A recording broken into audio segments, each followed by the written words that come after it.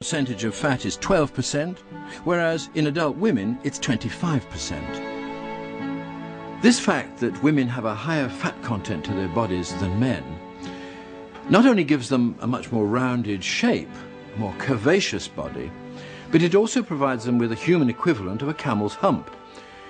Just as a camel needs a hump of fat as a food store for times of deprivation, so the human female has a layer of fat distributed all over her body to give her greater resistance to periods of starvation, which is particularly important for the female, especially when she has young.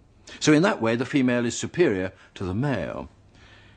A gruesome sideline of this comes from ancient Greece, when a writer stated, "For those whose job it is to burn bodies, it's advisable to remember that every 10th body should be that of a female, so that the fire will burn brighter."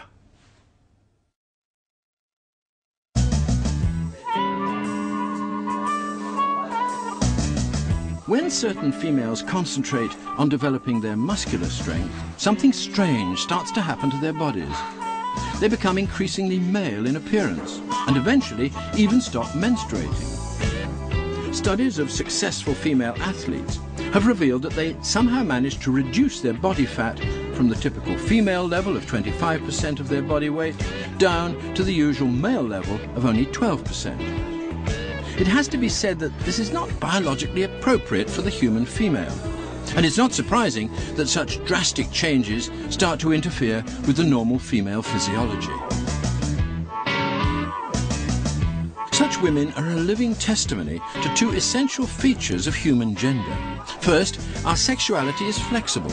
With intensive training, women can become amazingly masculine. Second, if women alter one feature of their sexuality, in this case their muscle-to-fat ratio, they can't help also changing in other ways.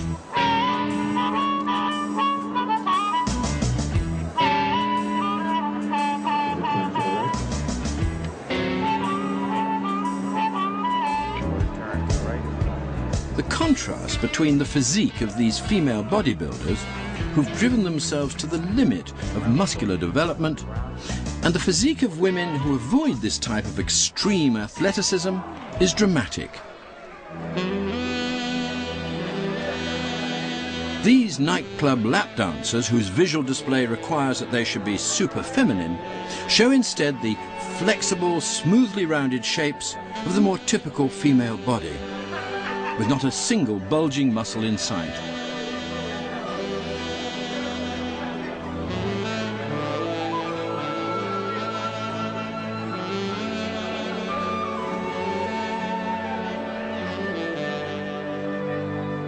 One of the more obvious qualities of the female body is its wider pelvis.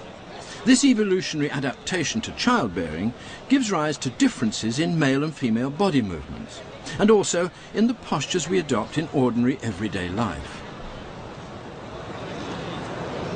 The human pelvis doesn't just influence the way we walk or run, it also affects the way in which we sit down. There are 4 different kinds of leg crossing. There's the knee-knee cross, in which one knee goes on top of the other. There's the ankle-knee cross, in which the ankle goes on top of the knee. There's the ankle-ankle cross, like that, which is a more formal one. And then there's one that women can do and men find very hard. I can't even do it, which is to twine one leg right around the other so this foot goes behind that. I can't do it. Some men can, but it's predominantly a female leg cross. Now, of these 4 kinds of leg crossing, this one is predominantly male. The twine is predominantly female, and the other 2 don't have any particular gender bias. Now that's the theory, but what happens in practice? Let's look now at some leg crossing in benches all around here in Los Angeles to see whether in fact the gender bias really does exist.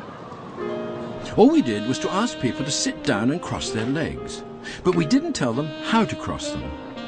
Many of the women favoured the knee-knee cross, placing one knee on top of the other. Occasionally, there was an ankle-ankle cross, as here on the right.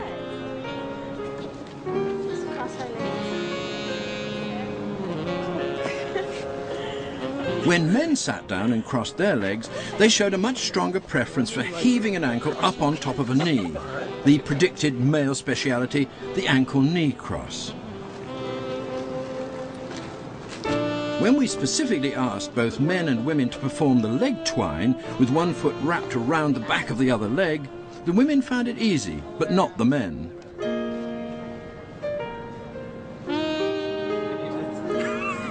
Oh, that's hard.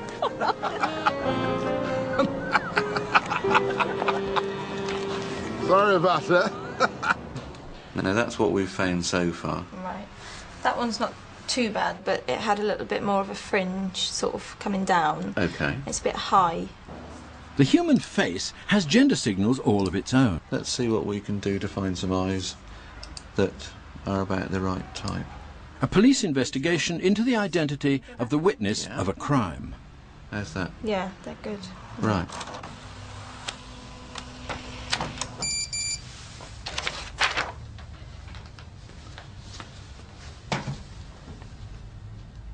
Well, there's the face, and it's clear straight away that it's a male. We don't have to see the whole of a human body to be able to tell whether it's masculine or feminine. We can tell male and female, man and woman, just from this facial region. And there's a special reason for this. During the course of evolution, when males were specializing for hunting and females for gathering food, and that was a very, very long period of specialization, males developed bigger lungs than females because they were more athletic on the chase when they were pursuing prey. And these bigger lungs had to be fed more efficiently. There had to be better breathing for the males.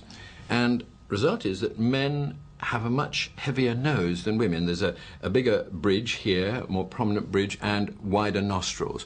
And that is one of the ways we tell a male face from a female face. Also, because of the danger when killing prey, there was more protection needed for the face. So you needed a heavier boned face, heavier jaws. A male jaw is bigger, the chin more protruding. And the eyes needed protection. The male eyes are more deeply set, with heavier brow ridges here, larger eyebrows on top as a result, and a more sloping forehead. All those elements go to make up what we think of as a male face. And it's not accidental, it's part of our evolution. Where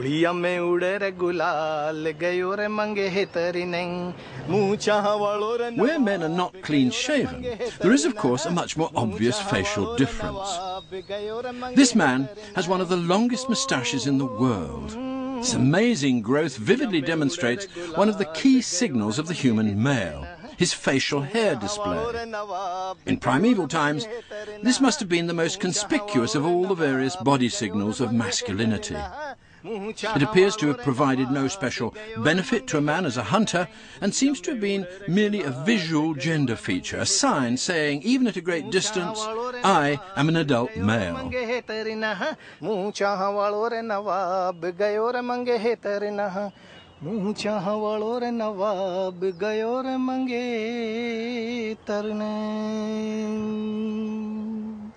Another basic gender signal is the deeper male voice.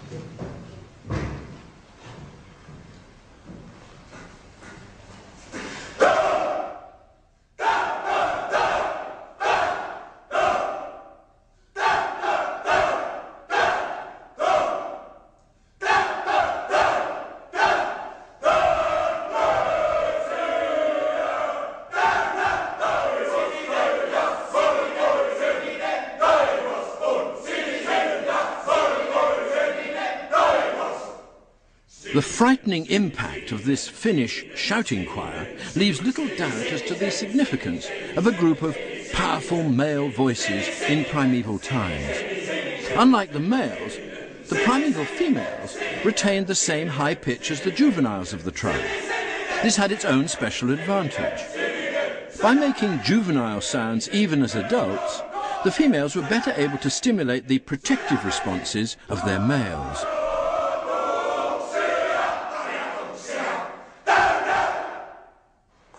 If a deep voice advertises that a male has become adult, what are the female equivalents? One of the most conspicuous of all female gender signals is the pair of hemispherical breasts that start to protrude from her chest as soon as she reaches puberty. The human female breast is an important sexual signal.